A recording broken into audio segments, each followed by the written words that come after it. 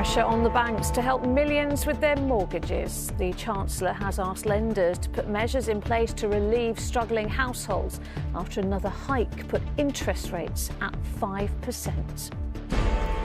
Also this lunchtime, junior doctors announced 5 days of strike action, the longest in the history of the NHS. As tributes are paid to the 5 who died on board the sub searching for Titanic wreckage. Questions over the vessel's safety. No more pay and display, but pay by app. Criticism of parking changes and... We love you. Furbies to make a comeback, but can these toys of the 90s ever compete with the gadgets of the future?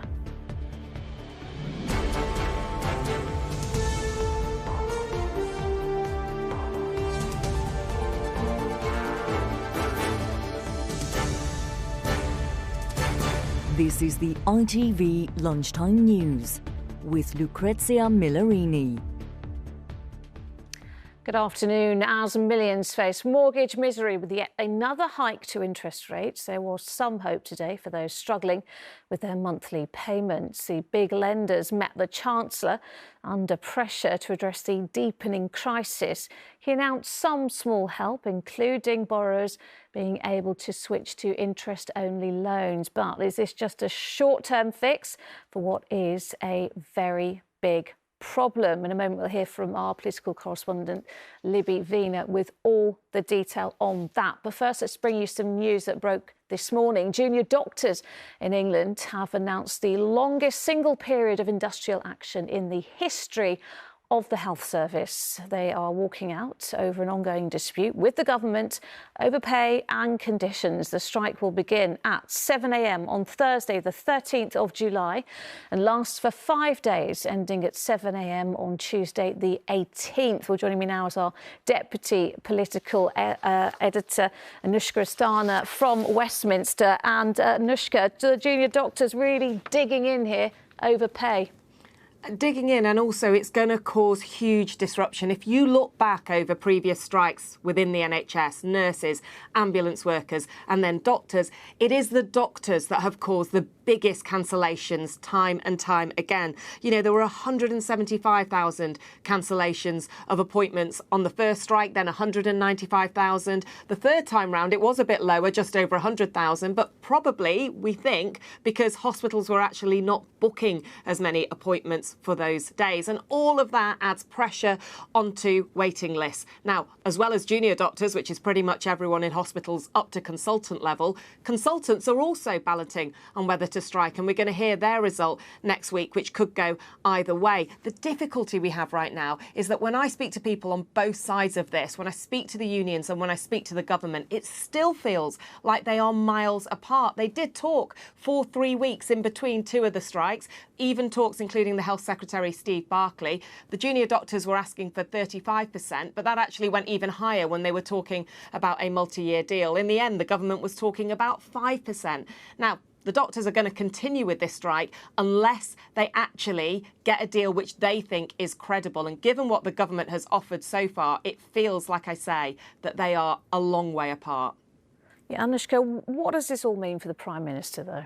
I mean, I think this is the Prime Minister's worst nightmare, alongside the very, very difficult economic news that you're about to talk about. He is facing a problem right now in an area that is one of his biggest promises. He promised to cut waiting lists. This makes that much, much harder. All right, Anushka in Westminster, thank you. Well, let's return now to our top story, and that help for mortgage holders. Our political correspondent Libby Vina has the detail and all the reaction. Among those meeting the Chancellor, Charlie Nunn, the boss of Lloyds. He said it went well. What did you say to the Chancellor? Good working level discussion. Others described it as productive. They've agreed to do more to help homeowners with spiralling payments. Borrowers will be able to switch to an interest-only loan or extend their mortgage term and be able to go back to their original deal within 6 months without a penalty. There'll be a minimum 12 months before any home is repossessed, and if you talk to a bank about financial difficulties, there'll be no impact on your credit score. But what about tax relief or other direct government help? The Chancellor's ruled that out. The biggest thing we can do for those families is be totally resolved and unflinching in our determination to remove high inflation from our economy. That is the Prime Minister and my #1 priority, because we know that is the best thing we can do to give people security, to put money back into people's pockets and to get the economy growing. This former Treasury advisor says it's the right approach, but also believes that what's been announced today is essentially fine-tuning. There is a regime in place which is designed to deal with these issues. Banks are already obligated by the FCA to show forbearance to lenders, whether that is offering to extend the terms of loans or switch to an interest-only mortgage. So that system is in place today. I think what the Chancellor announced probably today is sort of bells and whistles that sit on top of that, but it's not a fundamental reform, but nor is that what was required. The Labour leader says a voluntary agreement isn't enough. There's a huge anxiety, not just about the bill, but about having to come forward and saying, I'm struggling to pay the bill. So making it mandatory, making it the lender's duty to do this is, I think, an essential part of this. And I think the government's sort of saying, well, we hope for the best. We hope that some mortgage lenders do the right thing. That's not strong enough in a situation like this. Meanwhile, Martin Lewis, who's also met the Chancellor, says banks need to increase rates for savers. Banks' margins, their profit margins are going up. They're putting up rates for borrowers, but not savers by the same amount. Now, actually increasing savings rates would help inflation because that takes money out of the economy. For now, though, with more interest rate rises expected for borrowers, the focus is on trying to get lenders to help them. Libby Vina, ITV News, Westminster. Family and friends have paid tribute to the 5 people who died after the Titan sub imploded. The family of British billionaire Hamish Harding remembered a dedicated father who was a guide, an inspiration, a support and a living legend. And the family of Pakistani-born businessman Shahzada Dawood and his 19-year-old son Suleiman said they were truly grateful to all those involved in the rescue efforts. Charlie Frost has our report. It was supposed to be a trip of a lifetime, but like the vessel they'd gone to sea, the voyage ended in tragedy. The Titan sub imploding as it descended into the Atlantic, killing all 5 men on board. Amongst them British father and son, 48-year-old Shahzada and 19-year-old Suleiman Dawood, their family describing their unimaginable loss. A statement saying, "In this unfathomable tragedy, we try to find solace in the enduring legacy of humility and humanity that they have left behind, and find comfort in the belief that they passed on to the next leg of their spiritual journey, hand in hand, father and son." Also described as a dedicated father, British billionaire explorer Hamish Harding. In a statement, his family said, "He was one of a kind and we adored him. He was a passionate explorer, whatever the terrain, who lived his life for his family, his business and for the next adventure."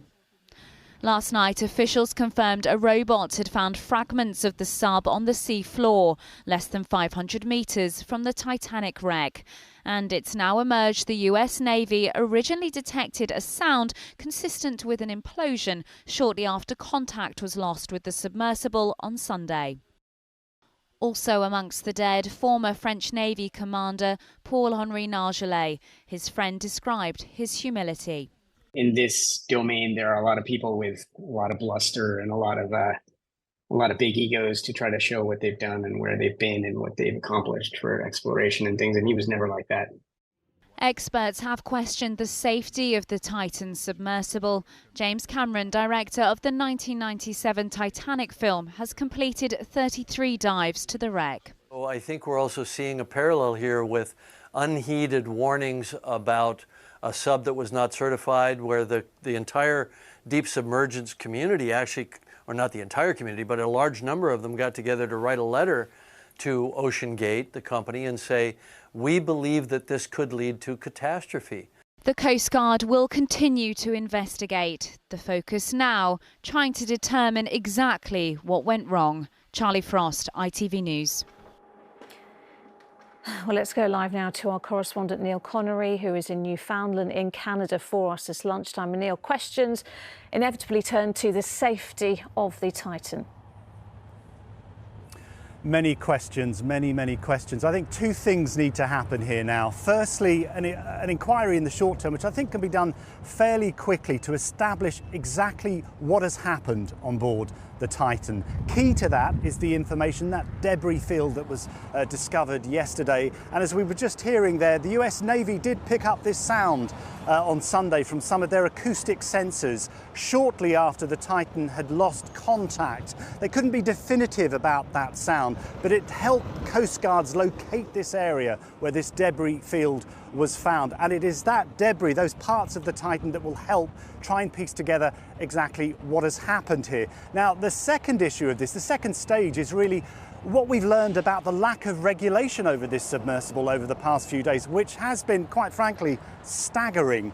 The notion that somehow a vessel like this could go down 3,800 metres, and yet so many concerns being raised about the fact that it wasn't properly regulated. In this day and age, it seems staggering, the information that we've learned over the past few days. And of course, at the centre of all of this are 5 families who are grieving today. And I think these questions about safety are just going to add to the sense of anger that those families have right now as they start to grieve. Oh, indeed. Neil, in Canada, thank you. A former police officer who ran a police cadet scheme as a grooming playground has been jailed for 5 years. Adnan Ali, who is 36, was found guilty of 5 counts of sexual assault and 15 counts of misconduct in a public office. He's also been given a 10-year restraining order against his victims. Around 14,000 people were prevented from voting due to not having accepted form of photo ID during England's local elections, according to the Electoral Commission. Former Minister Jacob Rees-Mogg previously claimed the decision to introduce photo ID was gerrymandering. And a concert in Colorado by former One Direction singer Louis Tomlinson was called off after fans were injured during an intense hailstorm. Up to 90 people were treated for non-life-threatening injuries. A survey by the RAC has found millions of motorists are being forced to use their mobiles to pay for parking, or soon will be. Many councils have ripped out pay and display machines in favour of pay by app. Sangeeta Kandola joins me now. Sangeeta, this trend has raised some serious concerns, hasn't it? Well, that's right. You may have noticed in your local area there are fewer physical pay and display machines, with many councils opting to go app-only instead. That's where you download the app and you pay for the parking on your mobile phone. Well, the RAC carried out a survey of 1,900 people, and they found, although it's good to, keep up to date with the technology, actually it's causing problems too. They found around 1 in 10 people said their council had scrapped payment meters. 58% said they felt angry about meters being axed. And almost a third of over 65s said they would feel discriminated against if the council removed payment machines.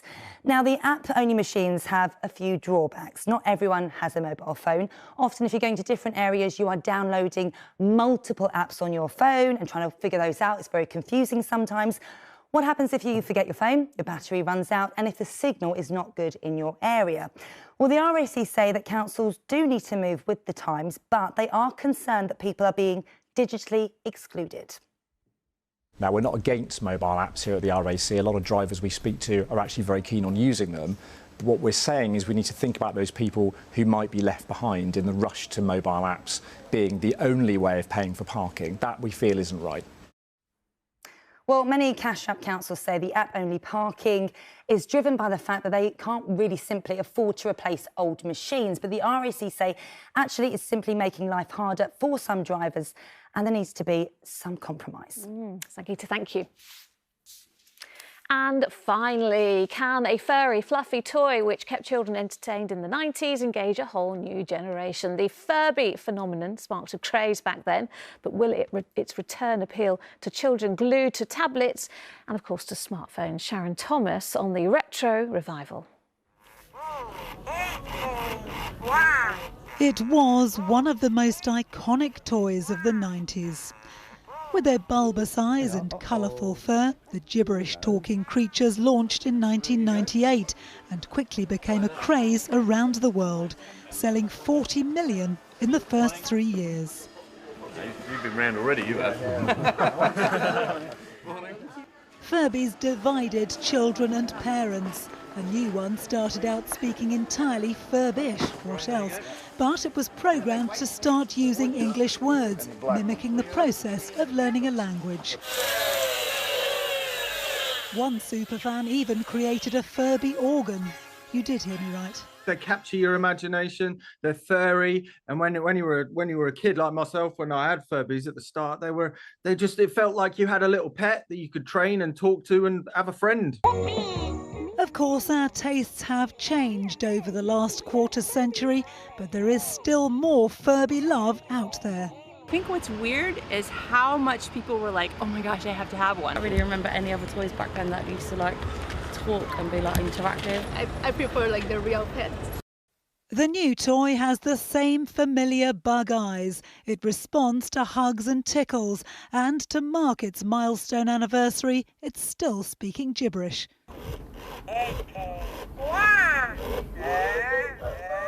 Of course it is. Sharon Thomas, ITV News. I understood every word. That is it for now from everyone on the Lunchtime team. Bye-bye.